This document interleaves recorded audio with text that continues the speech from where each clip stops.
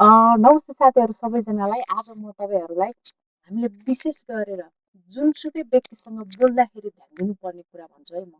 यो हामी सबैलाई अनुभव हुने कुरा हो। हामी सबैले बुझ्न जान्न पर्ने कुरा हो। जुनसुकै व्यक्तिसँग हामीले बोल्दाखेरि पहिला ऊ व्यक्तिको हामीले राम्रोसँग कुरा सुन्नुपर्छ। पहिला उसको कुरा सुन्ने, बुझ्ने अनि मात्र हामीले त्यसको जवाफ दिनु राम्रो हुन्छ। ऊ व्यक्ति बोल्दा बोल्दै हामीले बिचैमा कुरा काट्न थाल्यौँ भने, हामीले उसको कुरा नसुनी आफ्नै ध्यानमा रह्यौँ भने चाहिँ ऊ व्यक्तिलाई नराम्रो फिल हुन्छ।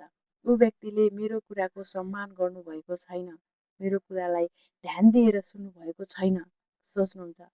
हामीलाई पनि लाग्छ, हामी बोल्दा बोल्दै हामी कुरा गर्ने समयमा कसैले हाम्रो कुरा काट्यो भने बिचैमा, अनि हाम्रो कुरा उसले राम्रोसँग नसुनेर कुरा काट्न थाल्यो भने हामीलाई नराम्रो लाग्छ। हामीलाई पनि बोल्ने उत्साह कम हुन्छ।